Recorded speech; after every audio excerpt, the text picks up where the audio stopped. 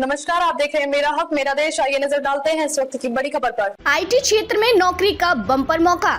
इनफोसिस वित्तीय वर्ष 2025 में 15,000 से 20,000 फ्रेशर को देगी जॉब। देश की दूसरी सबसे बड़ी आईटी कंपनी इनफोसिस वित्तीय वर्ष 2025 के लिए करीब 15,000 से 20,000 फ्रेशर को नियुक्त करेगी, जिससे हाल ही में और आने वाले कॉलेज के ग्रेजुएट्स को आईटी जॉब ऑफर में कमी के बाद उम्मीद जगी है। वित्तीय वर्ष 24 में इनफोसिस ने 11,900 फ्रेशर्स को नियुक्त किया है, जो वित्तीय वर्ष 23 में नियुक्त 50,000 से अधिक फ्रेशर ने 76% कम है।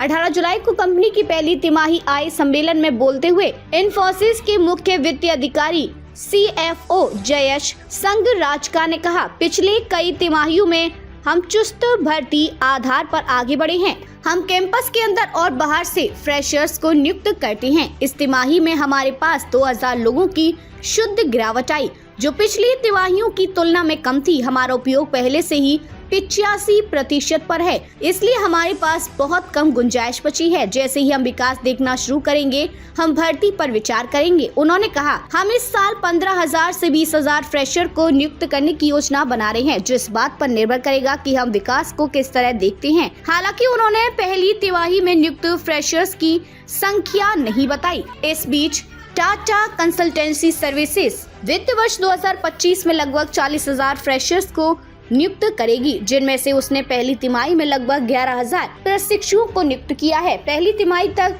इनफोसिस के कर्मचारियों की संख्या में लगातार छठी तिमाही में 1,908 की गिरावट आई। इसकी तुलना में TCS जैसी प्रतिस्पर्धियों ने शुद्ध आधार पर 5,452 कर्मचारी जोड़े। हालांकि मार्च अवधि की तुलना में TCS के कुल कर्मचारियों की संख्या में क्रमिक रूप से 1,759 की गिरावट आई।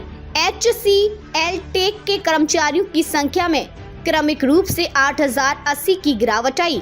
LTI माइंडट्री एक अपवाद थी, जिसने Q1 में क्रमिक रूप से लगभग 284 कर्मचारी जोड़े। अब तक के लिए बस इतना ही। फिर होगी आपसे मुलाकात ऐसी एक और बड़ी खबर के साथ। तब तक के लिए नमस्कार और देखते रहिए मेरा हक मेरा देश।